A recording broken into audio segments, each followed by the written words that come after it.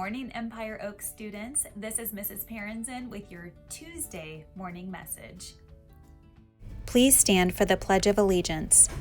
Salute, pledge. I pledge allegiance to the flag of the United States of America and to the republic for which it stands, one nation, under God, indivisible, with liberty and justice for all. Attention all 3rd through 5th graders. All 3rd through 5th grade students have the opportunity to run for a student leadership position.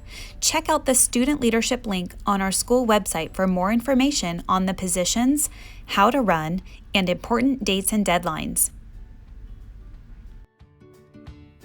Thank you to all of the Acorns who participated in the Kindness Spot Card Challenge last week.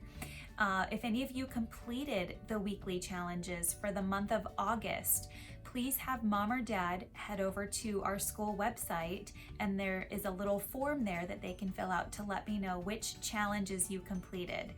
Each student who completed challenges will receive an amazing acorn for every challenge they completed. So this month, the month of September's character trait is responsibility.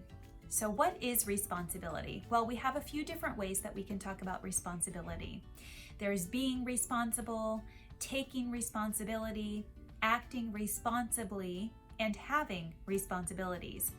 They're all related to doing things that we're supposed to do and accepting the positive or negative outcome of our actions. A quick definition of responsibility is being responsible means you do the things that you're expected to do and accept the consequences or results of your actions. So let's break it down into a couple more areas. So what is a responsibility? A responsibility is something that you're expected to do. So for example, your parents might expect you to brush your teeth. Brushing your teeth is a responsibility, and it's your responsibility to brush your teeth every day, twice a day. Another example is your teacher expects you to finish your classwork and to finish it on time. So it's your responsibility to complete your classwork. A responsibility might also be a way that you're expected to act. For example, your parents expect that if you go play at the park, that you're going to play in a way where you're not going to seriously hurt yourself or someone else.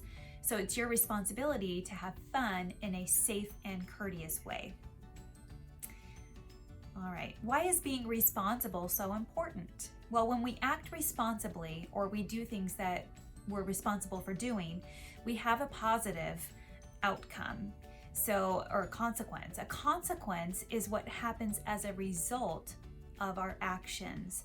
So when you're responsible, you have a positive outcome and a positive consequence for the job well done. But if you're irresponsible, which is the opposite of responsible, you might have the pain of a negative consequence for a job that's poorly done or not done at all. Okay, so being responsible leads to more trust and freedom because people know that they can count on you to do the things that you're expected to do. Being responsible can also be a big part of keeping you safe. So here are a couple more examples of being responsible. Here's one, feeding the dog. Each morning you're expected to feed the dog. So if you do that, first, the dog has a full belly and is healthy. Second, your parents know that they can trust you to do what you say you're going to do, and they'll be more likely to give you more space and freedom to manage your own time, right? But if you are irresponsible or not responsible and you forget to feed the dog, first, the dog is hungry, and in long term, they may not have very good health.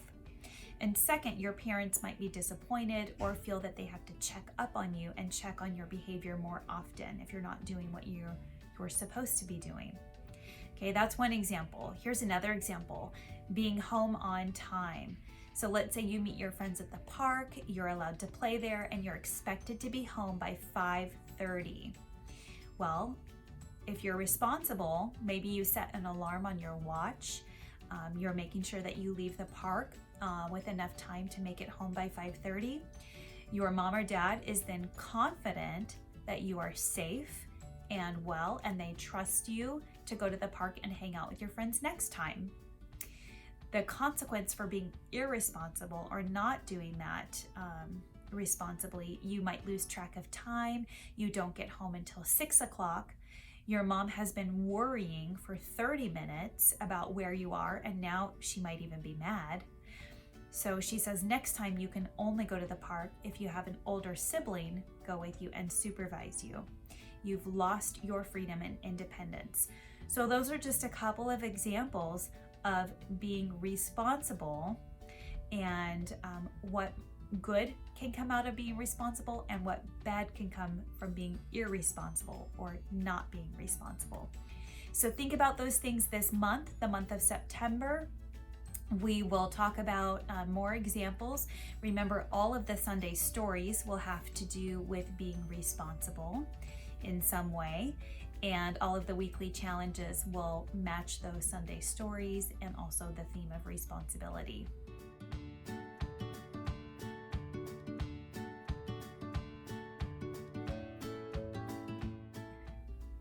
This week's Sunday story is called Beautiful Oops, and I encourage you to watch it and listen to it. This story shows us that making a mistake is an opportunity for us to learn something and to grow from something. So think about that as you listen to this story. There are lots of great examples of mistakes and how those mistakes are turned into something beautiful. So listen to that when you have a chance this week.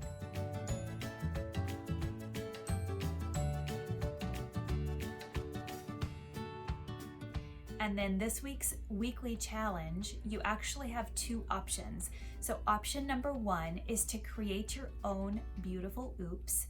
You might start with a torn piece of paper, a crumpled up piece of paper, a spill, a smear, a stain, and I want you to take whatever that oops is and turn it into something beautiful. Okay. Option number two is because we have this Friday is September 11th, which is also known as Patriot Day. So I want you to take a moment to talk to a family member about September 11th.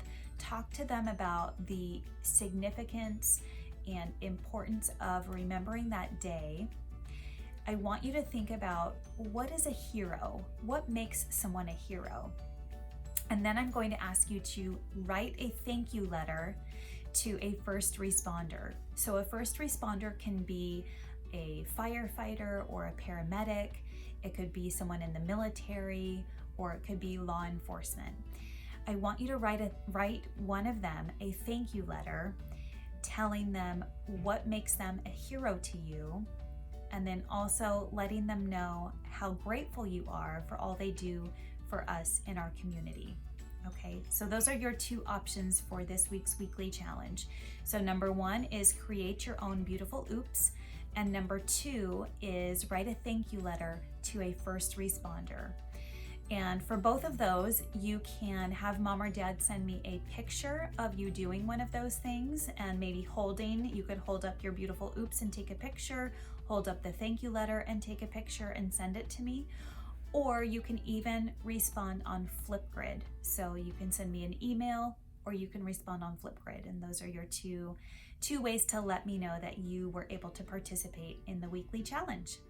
Okay, boys and girls, so I have an extra special surprise for you this week.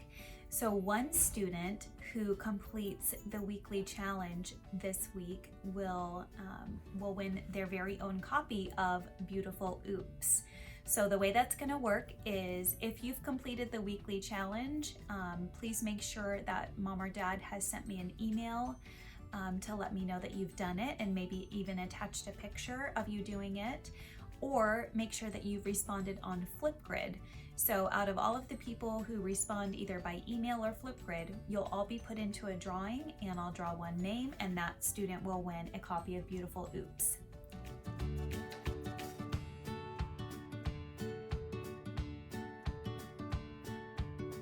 Hi Empire Oaks, it's Miss Rose with the quote of the week. A little progress each day adds up to big results. Have a great week. All right, students, I have 3 jokes for you today, and these are courtesy of Miss Hammer. Why shouldn't you write with a broken pencil? Because it's pointless.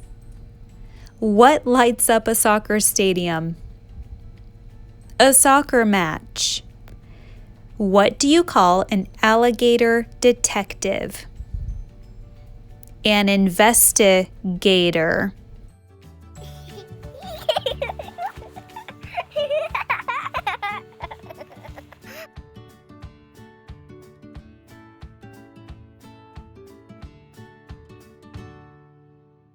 All right, students, don't forget that this Friday is a Spirit Day, so you can wear Empire Oaks gear. But remember, this Friday is also a special holiday. It's Patriot Day. So I also would encourage you to wear red, white, and blue. All right, students, that's it for this week's announcements.